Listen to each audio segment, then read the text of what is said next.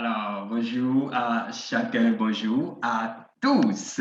Salut, chers amis. J'espère que vous avez la pêche. J'espère que vous allez super bien. Alors, moi, grâce à Dieu, je vais bien, ça va. En fait, comme on le dit, hein, il y a un bail. Nous sommes de retour et je suis venu avec une très bonne nouvelle pour tous les détenteurs de la monnaie arc-en-ciel. Chers amis, chers investisseurs, l'attente a été vraiment longue.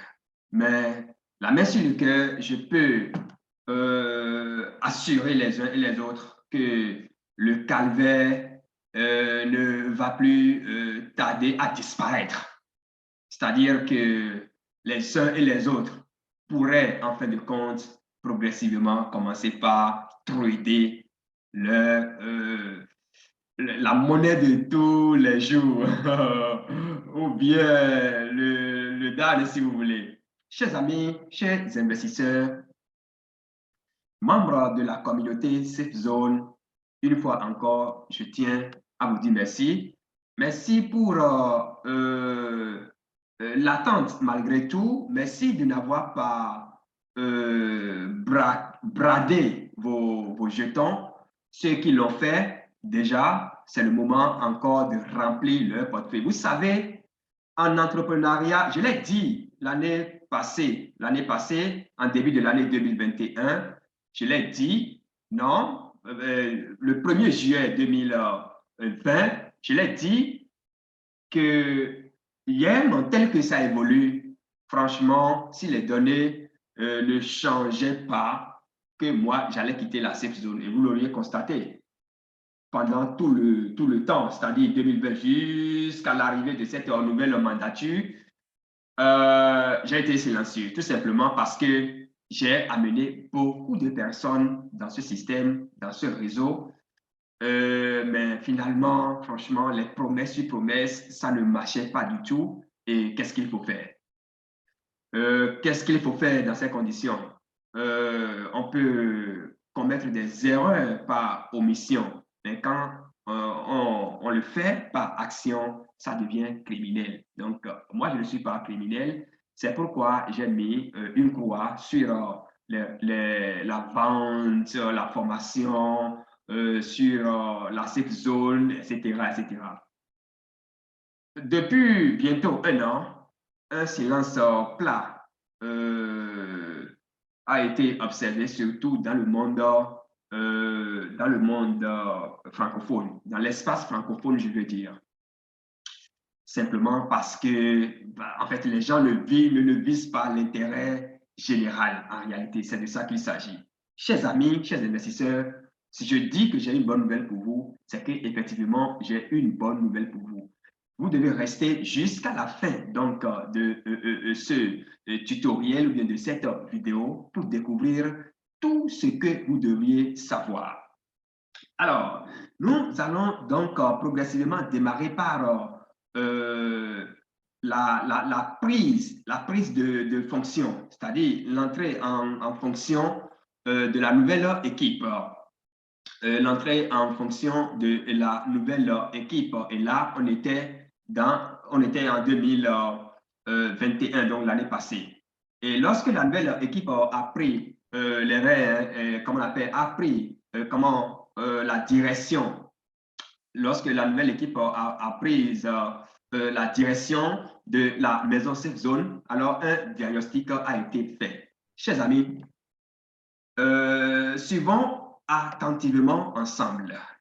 Suivons attentivement ensemble ceci. Ne soyez pas, vous avez investi dans Yem, donc c'est important que désormais, moi, je vais vous donner toutes les informations nécessaires devant vous permettre de savoir que, en fin de compte, nous sommes sur le point donc de changer le cours, l'histoire même l'histoire de la planète, si vous voulez, en matière de fintech.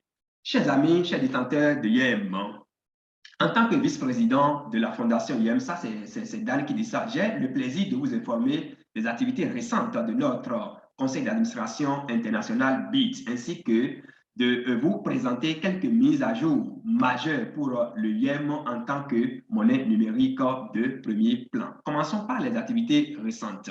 Nous sommes heureux d'annoncer que les détenteurs de YEM des États-Unis ont élu Rodolfo Avalos comme premier directeur national. Tout cela, c'est des gens qui existent, c'est des gens physiques, c'est des gens qui ont de boulot. C'est important d'insister là-dessus.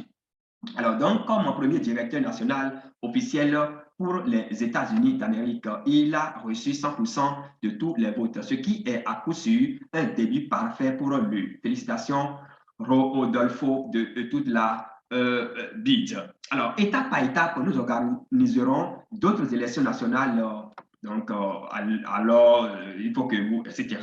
Donc, sur Telegram et WhatsApp. Le lien Telegram sera déposé en bas donc, de ce tutoriel. Ça vous permettra, vous qui n'étiez pas dans leur groupe Telegram, d'y accéder rapidement. Alors, la Fondation YEM est en contact permanent avec les autorités et les représentants gouvernementaux de différents pays africains, européens, arabes, asiatiques et sud-américains concernant le futur statut de YEM en tant qu'élément essentiel de leur système financier national. Dans le même temps, nous négocions avec certaines entreprises opérant à l'échelle mondiale pour accepter YEM comme mode de paiement et pour utiliser YEM comme cashback numérique lorsque les clients payent des biens et des services en monnaie fiduciaire. Nous avons analysé le statut actuel de YEM et comment il est perçu par le public.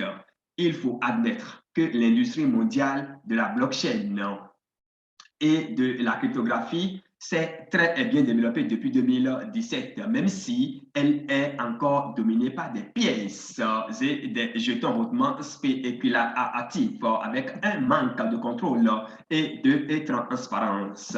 On peut voir des projets très prometteurs qui se sont arrangés pour faire partie du buzz crypto. Vous savez, ici, nous sommes dans le monde entrepreneurial. Et si aujourd'hui, on parle de Ethereum et tout le monde voit Vitalik Buterin, quand on parle de Binance et tout le monde voit CZ, et qu'est-ce que je sais encore? On parle de Luna, tout le monde voit etc., etc.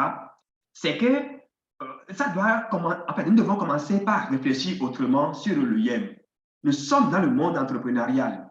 Nous devons commencer par réfléchir autrement. Le jour où cette monnaie, le jour où, franchement, tout ce qui entoure, en tout cas, on va revenir tout à l'heure sur le statut, si vous voulez, ou bien sur la biographie de celui qui a la direction de cette zone aujourd'hui, vous saurez que les jours à venir, en fait, l'avenir nous réserve tout simplement, et ça ne va même plus tarder, nous réserve de surprises très agréables. Donc, c'est un fait que YEM et la chaîne YEM ont encore de solides arguments de vente unique. Par exemple, le protocole et la procédure KYC obligatoire, on va y revenir tout à l'heure, lors de l'ouverture d'un portefeuille et le stockage des valeurs fiscales pour l'expéditeur et le destinataire dans leur devise nationale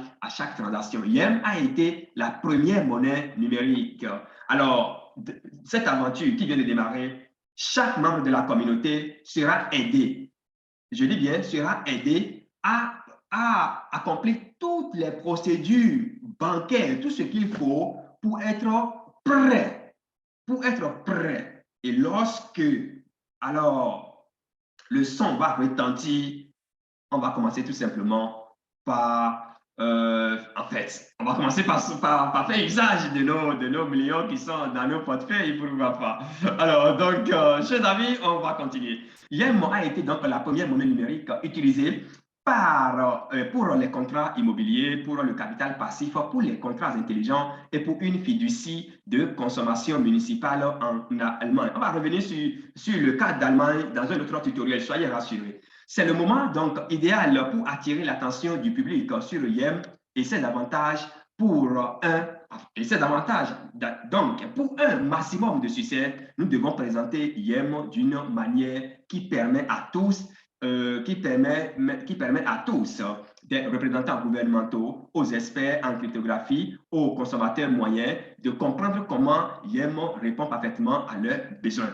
Ainsi, nous avons décidé d'ajuster la manière dont YEM est géré et comment il est présenté au public. Aujourd'hui, je vous présente le résultat. C'est Dan qui parlait de plusieurs mois de recherche, d'analyse et de développement menés par le bureau, le BID, en collaboration avec des experts de la FinTech.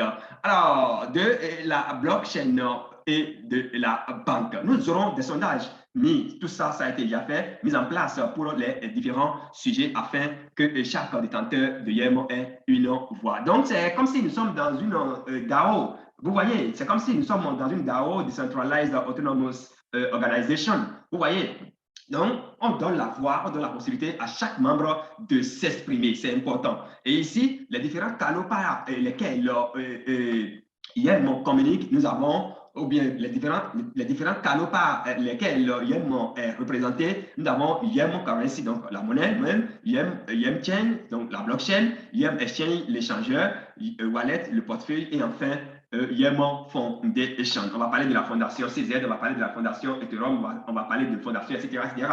Donc, c'est vrai, il y a eu tellement de ratés, il y a eu tellement de dates non respectées, mais je crois bien que avec cette équipe et ce qui a été fait jusqu'à aujourd'hui, c'est que l'avenir est vraiment brillant. Alors, l'avenir proche est vraiment brillant. Alors, donc, sur la base des commentaires et des suggestions des détenteurs de YEM du monde entier, nous voyons des possibilités d'amélioration dans tous les domaines. Commençons par la devise YEM. En parlant donc de YEM, etc., je ne vais pas vous fatiguer. Après tout ceci, alors, il y a une série de questionnaires, environ 11 questionnaires qui ont été adressés à chaque détenteur de la monnaie arc-en-ciel. Et tout le monde a répondu. Et donc, les différents résultats ont été, comment vous appelez ça, les résultats ont été publiés. Et là, la première question, doit-on changer l'affichage du YEM de 100 milliards de YEM à 100 millions de YEM? 85%, c'est déjà fait. L'équipe a déjà réalisé cela, c'est important. Il faut les féliciter pour cela. Devons-nous demander le contrôle du portefeuille YEM principal à Unicorn Network? 94%, c'est fait également. Devons-nous afficher l'offre actuelle de YEM sans le YEM du portefeuille YEM principal? C'est fait également. Doit-on déterminer la valeur de YEM par le biais d'un algorithme? C'est fait. C'est en cours. YEM, en fait, nous sommes en entrepreneuriat et ce qui nous dérangeait, c'est que le changement, en fait, l'homme par nature résiste au changement. C'est important de le souligner. Or, ce que nous avons oublié, c'est que la science évolue. Ce que nous oublions, c'est qu'en tant qu'entrepreneur, il faut aller à la découverte d'une autre chose. C'est vrai, la roue est déjà là. Il faut donc s'appuyer sur la roue et enlever ce qui ne marche pas et faire de nouvelles choses. Ici, YEM, nous créons parce que ça tarde. On est d'accord. Mais avec l'allure où vont les choses, je vous assure, les amis, l'avenir sera vraiment, l'avenir prochain, le futur proche sera vraiment brillant. Alors, doit-on répertorier YEM sur CoinMarketCap? Oui, 99,5%. Et ceci n'est pas encore fait. Ceci n'est pas encore fait. Et on va dire même que je vais continuer. La YEM Chain est-elle ouverte à d'autres pièces, projets, jetons, TS? Oui, c'est fait déjà. YEM est-il ouvert à d'autres pièces, projets, etc.? C'est fait également. YEM l'échangeur YEM, bien sûr. Alors, à côté du portefeuille Ternom qui est ouvert pour d'autres pièces, projets et jetons TS, oui, c'est fait également. Le site web actuel de l'adresse Tantan doit-il, voilà, YEM Foundation doit-il être mis à jour? C'est fait. Vous voyez, de médias sociaux, YEM doit-elle être créé? 99%. Alors, y aura-t-il un YEM supporter club pour ceux qui souhaitent soutenir financièrement les nouveaux objectifs? C'est fait, mais ce n'est pas encore fonctionnel parce qu'il y a quelque chose qui manque. Il y a défaut de communication. On va y revenir tout à l'heure. Alors, chers amis, la seule chose qui reste, c'est la cotation. Ici, YEM doit-il être répertorié sur CoinMarketCap? Et ceux qui sont dans le domaine de la cryptographie, ils savent que ça ne va pas être facile. Et d'ailleurs, c'est ça qui a fait que jusqu'à présent, ce n'est pas encore chose effective. Mais ça va se faire et au grand bonheur de tous les détenteurs donc, de la monnaie arc-en-ciel. Chers amis, chers investisseurs, c'est important que je vous fasse vivre cela pour que vous puissiez vous assurer déjà que l'équipe ne dort pas, d'accord? L'équipe ne dort pas, l'équipe travaille d'arrache-pied chaque jour que Dieu fait. Et je dois rappeler à chaque membre donc, de la communauté qu'au jour d'aujourd'hui, la valeur de Yem est à 20 427 $. Le Yem dépasse même déjà le Bitcoin. Sa valeur, c'est vrai, aujourd'hui, tu ne peux pas rentrer dans ton portefeuille et retirer ça directement. Mais soyons soudés, soyons déterminés, soyons rassurés, continuons simplement à et c'est ça, on va y revenir tout à l'heure. Continuez simplement à parler de la monnaie à côté de vous et vous allez voir les jours à venir, les semaines à venir, les mois à venir, ce qui va se passer dans le monde cryptographique, notamment le YEM. Chers amis, chers investisseurs, chers crypto-enthousiastes, donc comme vous pouvez le voir, YEM est à la tête, hein, YEM est à la tête. En tout cas, sur ce site-là, crypto, je vais vous déposer également ce lien en bas, donc n'importe quel mot au moins. C'est vraiment important. Alors, donc, chers amis, chers crypto-enthousiastes, voilà déjà la première partie, hein, de mon intervention. Je n'ai pas encore, comment vous appelez ça? Je n'ai pas encore abordé la question qui fâche. Et c'est ça d'ailleurs qui fera l'objet de la deuxième partie donc, de ce tutoriel. Chers amis, lorsque nous avions reçu, en tout cas moi je l'ai reçu, lorsque j'ai reçu l'information selon laquelle on doit tous payer également, on doit payer encore à nouveau, si vous voulez, on doit payer combien là déjà? On doit reprendre le KYC, d'accord? On doit reprendre le KYC, sans quoi on ne pourra plus accéder à quelques services que ce soit, à quelques services de la safe zone que ce soit. Alors, cela a suscité de tollé, cela a suscité vraiment de bruit. Donc, le message que nous avions reçu tous, c'est bien ça, mise à jour du réseau le 24 août est passé. Et le message dit quoi? Mise à jour importante, veuillez noter que pour ceux qui ont déjà été vérifiés via iGno et qui n'ont pas encore été vérifiés avec CFELDANT, nous n'acceptons plus les vérifications iGno comme valides. Ces vérifications iGno ont été effectuées il y a près de 2 ans, ce qui posait des problèmes techniques supplémentaires et nous sommes passés à CFELDANT pour les vérifications pour de bonnes raisons. De plus, les nouveaux services qui sortent maintenant nécessitent les vérifications CFELDANT comme Digital Exchange Center.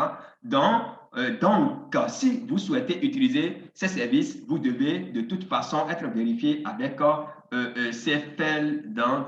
Par conséquent, il est plus logique de procéder à cet ajustement maintenant. L'équipe technique travaille sur cette mise à jour aujourd'hui. Donc, pour les personnes concernées, vous verrez votre statut changer au fur et à mesure que ces mises à jour seront terminées. L'équipe CFELDANT travaille sur d'autres mises à jour sur les nouveaux types d'ID acceptés par CFELDANT et une mise à jour ultérieure sera publiée avec des détails spécifiques dès que cela sera fait dans les prochains jours. Nous sommes désolés pour tout inconvénient et nous vous remercions de votre compréhension. Si vous avez des questions ou vous avez besoin d'une assistance supplémentaire, veuillez contacter notre, etc. Alors, personnellement, lorsque moi j'ai reçu cette information, j'ai été scandalisé. Scandalisé, c'est peu tellement énervé. Je dis, mais tiens, nous avons investi, on ne nous a encore rien donné, on ne reçoit même pas l'argent. Et aujourd'hui, on nous demande encore de payer. On nous demande encore aujourd'hui de payer quoi? Je ne sais, de payer encore, de faire KYC, donc de payer 10 $ pour être vérifié. Moi, personnellement, ça m'a vraiment scandalisé et j'ai fait aussi un tutoriel pour dénoncer cela. Et je crois que ces tutoriels sont en train de payer, sont en train de payer, si vous voulez. Et c'est important que tout un chacun de nous, nous poursuivons le combat, nous mettons des pressions derrière eux jusqu'à ce que nous ayons gain de cause. Ce qu'il nous aurait pu dire, tout simplement. Parce que, vous savez, lorsque les choses sont faites dans la règle de l'art, personne ne peut s'y opposer. Je dis personne. En fait, tout ce qui sont en train de dire, cette information, pardon, relative à la reprise de KYC, c'est une loi, d'accord? C'est une loi qui a établi cela, si vous voulez, tout simplement. Donc, c'est régi par la loi américaine, vous voyez? Et ici, vous avez l'information noir sur blanc. What is the time interval for periodic updation of KYC? Regardez, c'est très simple. Le temps, c'est 2 ans. Donc, lorsque vous faites votre KYC, ça fait 2 ans, vous devez reprendre. C'est simple. Et je remercie déjà le représentant du Bénin. Je remercie également le représentant de l'Allemagne, donc le représentant de l'Allemagne. Je remercie tous ceux-là qui nous ont permis d'avoir quand même des informations devant aujourd'hui nous permettre de... Et je remercie également Sebastiao, c'est-à-dire Georges, parce que il est disponible. Il faut le contacter simplement, écrivez, il faut lui écrire, il vous répond. Donc, je tiens véritablement à remercier tous ceux-là. Et donc, dans un intervalle de temps, c'est-à-dire 2 ans après, ça s'expire et vous reprenez. C'est une loi américaine. Donc, ce n'est pas une invention, etc., mais tel que c'est présenté, tel que ça a été présenté, franchement, il faut être, je ne sais pas moi, il faut être né de la dernière pluie pour ne pas réagir. Donc, vous faites 2 ans, après 2 ans, c'est que vous reprenez. Donc, quand vous reprenez, ça fait 8 ans après que vous allez reprendre. Et après 8 ans, 10 ans après, vous reprenez. Vous voyez? Donc, ça veut dire quoi? Ça veut dire que lorsque vous faites votre validation aujourd'hui, ça fait 8 ans, vous allez reprendre. 10 ans, vous allez reprendre et c'est terminé. Et pourquoi? Parce que pour des raisons de déménagement, pour des raisons d'expiration, de carte d'identité, de passeport, etc., etc. Et je crois que c'est vraiment logique. Je crois que c'est vraiment logique. Chers amis, alors, et à part, en dehors donc de la question, d'accord, de la question qui fâche, ça fâche tout le monde, ce n'est pas à Bruxelles. Alors, nous avons maintenant, nous sommes en train de voir de plus proche ce qui est en train de se dessiner. Ce qui est en train de se dessiner, je me réserve pour le moment donc d'aller vite en besogne. Et je vais rassurer chaque membre de la communauté que ceux que nous avons dans l'équipe, ce n'est pas des gens, vous savez, vous qui êtes dans la crypto-monnaie, dans les crypto-monnaies publiques, vous savez comment ça se passe, hein? On ne connaît pas personne et puis voilà, ça disparaît du jour au lendemain, etc. Voilà, etc. Et puis ça disparaît. Ici, je vous assure, chaque membre est connu et c'est des gens depuis proches. Là, après tous les échanges que j'ai eus, c'est que c'est des gens dignes de confiance. Je ne parle pas de ceux qui crient, qui racontent des bombades, de n'importe quoi. Hein. Non, non, non, non, pas du tout. Et vous devez retenir que YEM, la vision de YEM, c'est de faire en sorte que YEM puisse être considéré comme le dollar. Vous voyez, la monnaie de réserve mondiale, frappée par le peuple, pour le peuple. Est-ce que vous vous posez la question de savoir, mais le dollar que nous utilisons, ça vient d'où? C'est des hommes qui frappent. C'est des groupuscules. Aujourd'hui, on nous donne le pouvoir, nous-mêmes, de frapper une monnaie. Et le dollar n'est pas fait pour être échangé contre un bien, non. Mais on utilise le dollar pour acheter, et pardon, le dollar n'est pas utilisé, n'est pas frappé pour être échangé contre une autre monnaie. Mais le dollar est frappé pour être utilisé pour acheter des biens et services. Et c'est exactement le rôle dans lequel se retrouve Yen Foundation. Vous voyez, et nous devons saluer ce mérite-là. C'est vrai, la communication avait vraiment fait défaut. Et nous avons eu aussi des fanfarons, des gens qui, c'est-à-dire que des gens qui ne visent que leur ventre et qui disent de n'importe quoi et qui nous ont embobiné également. Yem, je vous assure, les jours à venir, vous-même là, vous serez surpris. Le yen va dépasser même le Bitcoin. Je vous dis, le yen va dépasser même le Bitcoin parce que lorsque ça va prendre, lorsque la communication va rentrer dedans, parce que, ouais, même quand vous allez sur Google aujourd'hui, vous tapez yen, vous n'avez pas grand-chose. Si le Bitcoin est Bitcoin aujourd'hui, c'est parce qu'il y a eu de communication, c'est parce qu'il y a eu une adoption massive et c'est la même chose qui se prépare. Chers amis, je m'en voudrais donc de ne pas partager directement avec vous quelques informations sur le président de celui qui dirige aujourd'hui la Game Foundation. Donc, ce n'est pas quelqu'un, il est connu dans le monde des fintech, il est connu, regardez bien ici, alors donc PDG, CTO, RSSI, entrepreneur, membre du conseil d'administration et conseiller cofondateur ICOS, Dubaï, Émirats Arabes Unis, etc. à propos donc de Georges Sébastien. Alors, suivez bien ici, vous reconnaissez le monsieur. Alors, si vous ne le reconnaissez pas, laissez-moi vous le montrer une fois encore. Il est bel et bien ici, c'est le président donc, de la Yem Foundation. D'accord, c'est lui qui est là. C'est lui qui est là avec Dan. Dan, on ne le présente plus pratiquement. Donc, c'est un monsieur qui est dans le monde de la blockchain, s'il vous plaît. C'est un monsieur qui est dans le monde de la blockchain, tout comme les butérins, tout comme là où se trouve le problème qu'on a vécu jusqu'à présent. Je vais revenir là-dessus tout à l'heure et je souhaiterais que vous relayiez également cela, partagez ce tutoriel. C'est vrai que c'est long, mais ça vaut le coup. Alors, donc, intervenant international antique, CTO, chevronné avec blockchain, NFT, AI, IoT, gaming, digital twin, cybersecurity, managed service, et tout ce que vous voyez, c'est en fait, c'est sur la valeur, etc., apporte expérience, créativité, structure, motivation et agilité avec plus de 35 ans d'expérience portant sur les services de nuagique, cybersécurité, satellite, services gérés, la continuité des activités, la reprise après sinistre, gestion, etc., etc. La liste est longue. Des gens comme ça, et je vous rappelle qu'il est un membre influent de Huawei. Peut-être qu'on va y revenir là-dessus tout à l'heure. Bon, c'est vrai que la vidéo est déjà le parcours du monsieur. Regardez ses parcours. Vous voyez, Assets and Real Estate Tokenization using blockchain. C'est lui, là, on est en 2022.